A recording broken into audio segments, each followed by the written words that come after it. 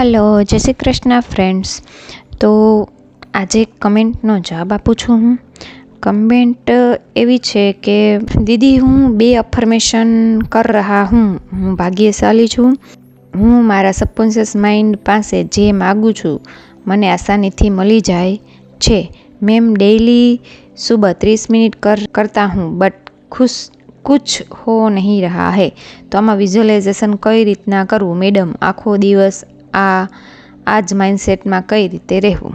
આ કોમેન્ટ છે. તો હવે સૌથી પહેલાં તમે જે અફર્મેશન કરો છો, 2 અફર્મેશન, હું ભાગ્યશાળી છું અને હું મારા સબકોન્શિયસ માઇન્ડ પાસે જે માગું છું એ મને આસાનીથી મળી જાય છે. આ 2 અફર્મેશન છે ને એને બ્લેન્કેટ અફર્મેશન કહેવાય. આ 2 અફર્મેશન એવા છે કે જેમાં તમે કોઈ પર્ટિક્યુલર ઈચ્છા માટે થઈને, એક ટાર્ગેટેડ ઈચ્છા માટે થઈને નથી અફર્મેશન કરતા. તો આના માટે વિઝ્યુઅલાઇઝ કરવું એ થોડુંક અઘરું છે. પણ તમે 30 મિનિટ કેવી રીતે કરો છો આઈ ડોન્ટ નો. જો શાંતિથી બેસી અને તમે જ્યારે આ અફર્મેશન કરો, બોલો હું ભાગ્યશાળી છું, હું ભાગ્યશાળી છું, તો બોલો ને એની પહેલાં થોડુંક તમારા સબકોન્શિયસ માઇન્ડ ઉપર ભાર આપો, શાંત થાવ, મેડિટેશન જેવું કરો. મતલબ શ્વાસ લ્યો, શ્વાસ છોડો, 4-5 વખત આ પ્રક્રિયા કરો જેથી માઇન્ડ શાંત થાય. પછી થોડીક એ ફિલિંગને ઇન્વોક કરો, જગાવો પોતાની અંદર કે આહા હું ભાગ્યશાળી છું, હું જે ઈચ્છું છું અથવા તો હું મારા સબકોન્શિયસ માઇન્ડ પાસે જે માગું છું એ મને ખૂબ ઝડપથી મળી જાય છે. આ ફિલિંગને ઇન્વોક કરી અને હા આવું જ છે એમ વિચારી અને પછી અફર્મેશન બોલવાનું શરૂ કરો.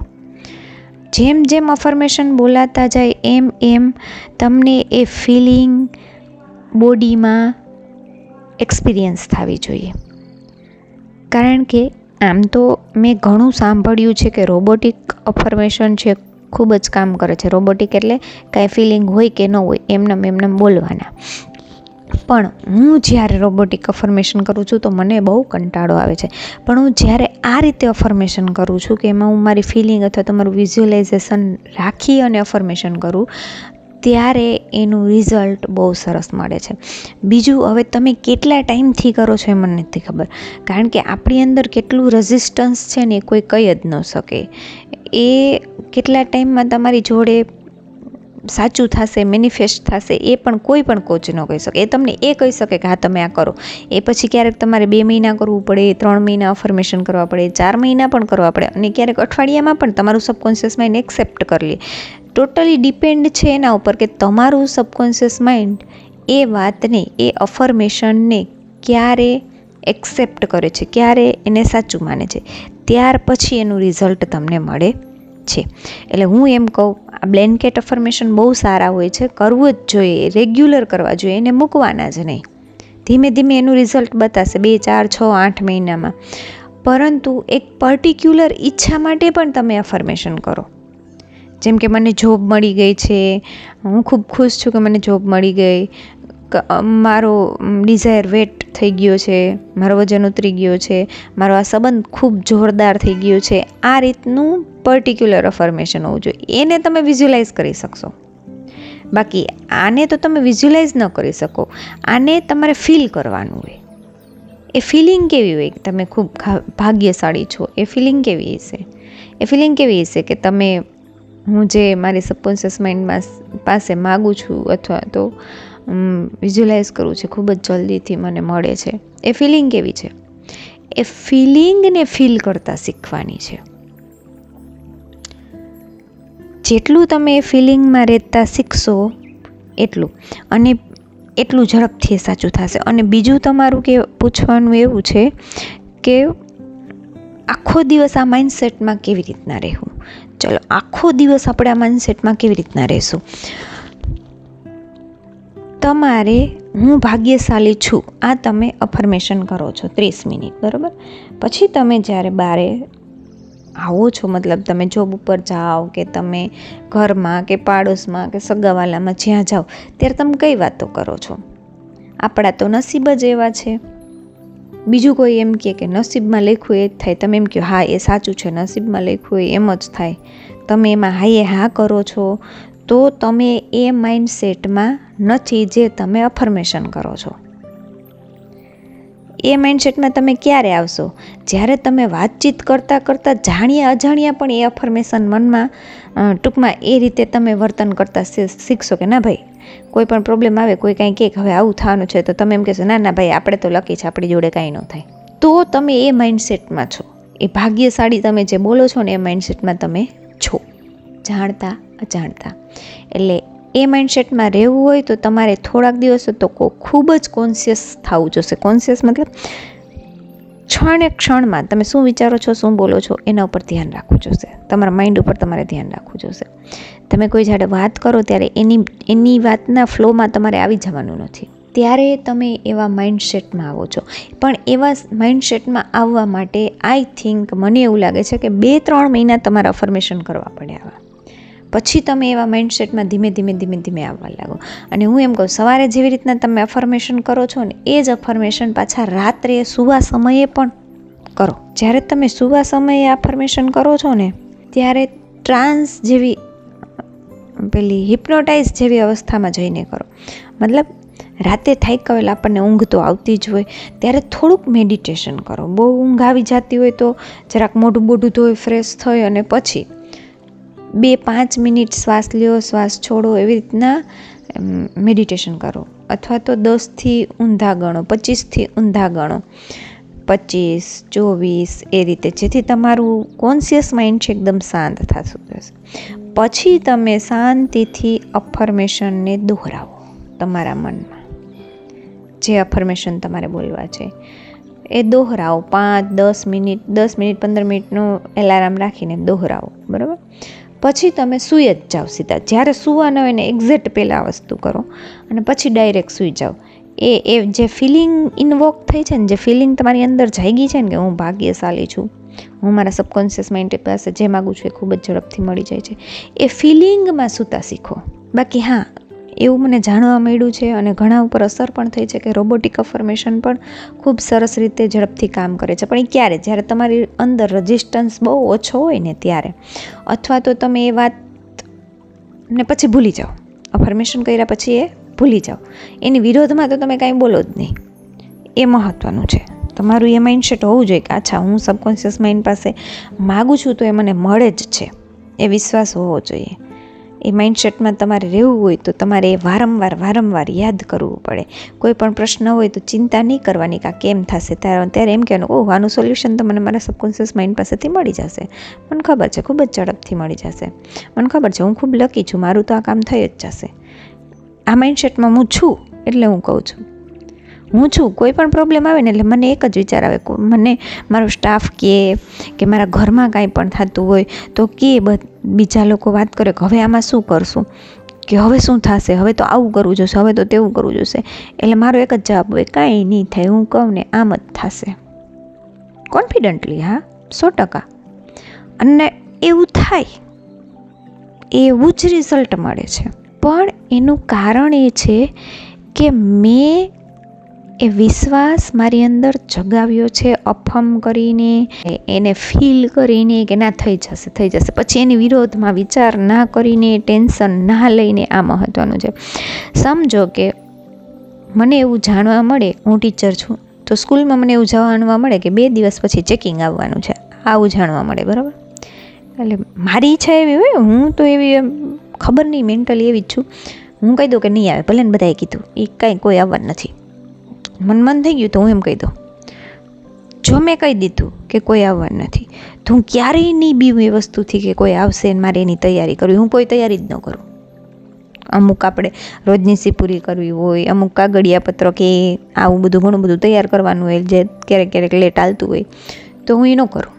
શું કરવા ન કરું? કારણ કે હું વિશ્વાસથી બેસી ગઈ કે ના કોઈ આવવાનું નથી. પછી આખો સ્ટાફ તૈયાર કરતો હોય તો એને કરવા દો, પણ એની અસર મને ન થાય કાંઈ. તો મતલબ હું હું કહી તો દીધું પણ જો આવશે તો હાલને આ તૈયાર કરી લો, હાલને ઓલું તૈયાર કરી લો, આવશે તો હું શું બતાવીશ, આવશે તો આમ પૂછશે તો પેલું પૂછશે તો હું એનો શું જવાબ દઈશ.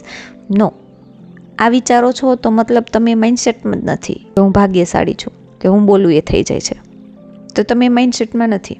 તમારે એ માઇન્ડસેટમાં રહેવું હોય તો તમારે વિચારવું પણ પડે, એના ઉપર મક્કમ રહેવું પડે કે ના મેં કહી દીધું એટલે થઈ જશે, મને વિશ્વાસ છે. તો એ થઈ જશે એ તૈયારીમાં રહેવાનું છે.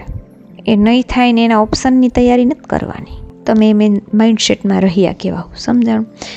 એક આજથી 2019-20ની વાત કરું. 2019માં ઘરનો ફેમિલી પ્રોબ્લેમ હતો, એવો બહુ મોટો પ્રોબ્લેમ હતો. ઘરના બધા ટેન્શનમાં, પર્સનલ વ્યક્તિનો, એમ એકદમ નજીકના વ્યક્તિનું. હું બધું ડિટેલમાં કહી ના શકતી હો, કારણ કે આમાં બધા મને ઘણા બધા ઓળખે છે, મારા ફેમિલી મેમ્બર ઘણા બધા છે આપણા ચેનલ ઉપર. એટલે તો એનું બહુ જ ટેન્શન, એટલે આમ આખા ઘરને એટલું ટેન્શન એમ. પણ જ્યારે મને પૂછવામાં આવે ને એ જ પ્રશ્ન કે હવે શું કરશું, તો હું એક જ જવાબ દેતી, એનું કાંઈ નથી થવાનું, એ ધારે છે એમ જ થવાનું છે, તમારે કાંઈ કરવાનું જ નથી. રિયલી મેં 2 મહિના જવાબ દીધો, 2 મહિના, કે કાંઈ નહીં થાય, આપણે કાંઈ ટેન્શન લેવાનું નથી, એ જે કહે છે એમ થશે, અને આપણે એમાં કાંઈ કરી નહીં શકીએ, આપણે આગળનું કાંઈ વિચારવાનું નથી, બધું થઈ જશે રેડી. આવું જ જવાબ દેતી, કાંઈ નહીં થાય, બધું રેડી થઈ જશે. અને ખરેખર એવું જ થયું કે બધું થઈ ગયું, એકદમ ન વિચાર્યું હોય, ન ધાર્યું હોય એ રીતે. શું કરવા? કેમ કે તમે એકવાર ડિસાઈડ કરી લીધું ને કે આમ છે, તો એની વિરોધમાં વિચારવાનું નથી. આ મહત્ત્વની વસ્તુ છે. તમે એમ વિચારી લીધું કે હું ભાગ્યશાળી છું, તો મારા નસીબ કેમ આવા, મારી સાથે આવું થશે, આમ કેમ થશે, મને નોકરી નહીં, ન વિચારી શકો તો તમે ડબલ માઇન્ડેડમાં ચાલો છો, તો તમારી કોઈ અફર્મેશન લાગુ જ ન પડે. પહેલી વસ્તુ એટલો તો માઇન્ડ ઉપર કંટ્રોલ કરવો જ પડશે, અને એ કંટ્રોલ માટે મેડિટેશન હોય છે. મેડિટેશન કરો ને એટલે તમારા માઇન્ડ ઉપર આપોઆપ કંટ્રોલ આવે તમારો, તમને સમજાય. એટલે હું એમ કહું, મેડિટેશન કરો, 15-20 મિનિટ મેડિટેશન કરો, પછી તમે અફર્મેશન કરો, અને ટાઈમ આપો. ટાઈમ જરૂરી છે, ધીરજ બહુ જરૂરી છે. ધીરજ રાખતા શીખો, બી પેશન્સ. જેટલા તમે ધીરજ રાખશો ને એટલું એનું સરસ રિઝલ્ટ મળશે. અને રિઝલ્ટ ગોતવાની કોશિશ ના કરો, આપોઆપ આવશે. રિઝલ્ટ ગોતો છો મતલબ તમને વિશ્વાસ નથી કે તમે ભાગ્યશાળી છો. તમે સ્વીકારી લીધું કે હું ભાગ્યશાળી છું, તો તમે એના રિઝલ્ટ નહીં ગોતો, સામેથી દેખાશે તમને, અને ત્યારે તમને આશ્ચર્ય લાગશે કે હા લે, આપણે ભાઈ લખી છે, જે ધારીએ થઈ જાય છે. તો મને એમ થાય છે તમારી કોમેન્ટનો જવાબ તમને મળી ગયો હશે કે જો બ્લેન્કેટ અફર્મેશન છે ને હંમેશા કરવાના હોય, એને મૂકવાના ના હોય, એનો ટાઈમ ન હોય ક્યારે કે 2 મહિના 3 મહિનામાં થઈ જાય, એવું ન હોય. બ્લેન્કેટ અફર્મેશન રેગ્યુલર તમારે કરવાના. તમે કરો છો એ 2 બ્લેન્કેટ અફર્મેશન છે, એનું કોઈ વિઝ્યુઅલાઇઝેશન ન થઈ શકે, એની ફિલિંગ હોય. વિઝ્યુઅલાઇઝેશન એવા અફર્મેશન હોય જે પર્ટિક્યુલર હોય. પર્ટિક્યુલર એટલે ચોક્કસ ફાઇનલ રિઝલ્ટ હોય, જેમાં કે મારે જોબ મળી, મારે જોબ જોઈએ છે ગવર્મેન્ટ, તો હું એવું અફર્મેશન કરું કે મને જોરદાર ફર્સ્ટ ક્લાસ જોબ મળી, ફર્સ્ટ ક્લાસ ઓફિસરની જોબ મળી ગઈ છે, તો એ તમે વિઝ્યુઅલાઇઝ કરી શકો. એ ફર્સ્ટ ક્લાસ ઓફિસર કેવા કપડાં પહેરે, કેવી સીટ ઉપર બેસે, એ વસ્તુને, બરાબર, એ અફર્મેશન હોય, તો એને તમે વિઝ્યુઅલાઇઝ કરી શકો. આને વિઝ્યુઅલાઇઝ ના કરી શકો, આની તમે ફિલિંગ ઇન્વોક કરી શકો, ફિલિંગ જગાવી શકો તમારી અંદર. પછી માઇન્ડસેટમાં કેવી રીતના રહેવું કે તમે બોલો છો ને એનું વિરુદ્ધનું તમે ક્યારેય વિચારશો નહીં, ક્યારેય બોલશો નહીં, ક્યારેય એમાં માનશો નહીં. કોઈ બોલે એની વાતમાં તમે હાય હા નહીં કરો, માનશો નહીં. કદાચ ઉપરથી તમારે હાય હા કરવું પડે, અમુક વ્યક્તિ એવા હોય કે એની જોડે આર્ગ્યુ કરવાનો કોઈ મતલબ જ નથી, તો ખોટા હાય હા કરવાનું, પણ અંદર નહીં માનવાનું, અંદરથી માની નહીં લેવાનું, એની વાતોમાં આવી નહીં જવાનું. એ તમારો માઇન્ડસેટ. એ રીતે તમે આખો દિવસ એ માઇન્ડસેટમાં રહી શકો છો. જો તમને સમજાણું હોય તો જરૂર કમેન્ટ કરજો. અને યાદ રાખી લેવાનું છે કે આપણે જ ક્રિએટર છીએ, આપણે જેવું ધારીએ એવું જીવન આપણું બનાવી શકીએ છીએ. આપણી લાઈફમાં અત્યારે ગમે તે હોય, એ આપણા આગલા વિચારોનું પ્રતિબિંબ છે. હવે તમે જે વિચાર કરશો એ ધીમે ધીમે અઠવાડિયે, 15 દિવસે, 20 દિવસે એનું પ્રતિબિંબ દેખાવા લાગશે. 3D છે, બિલકુલ ડેડ છે, ભૂતકાળનું એક પ્રતિબિંબ છે.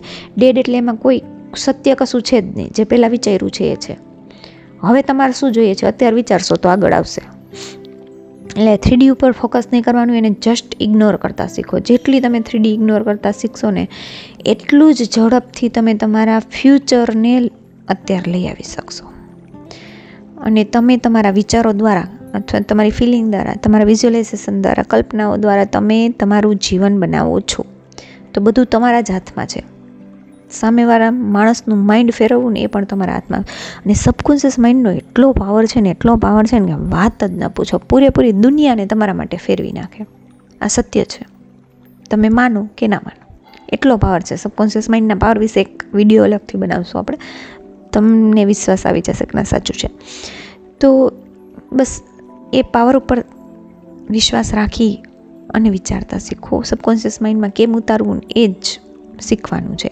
એ જ અફર્મ કરો, વિઝ્યુઅલાઇઝ કરો, એ વાત ઉપર સ્ટીક થઈ જાઓ, ચોંટી જાઓ કે આ જ વાત સાચી છે. પકડી રાખો એ વાતને.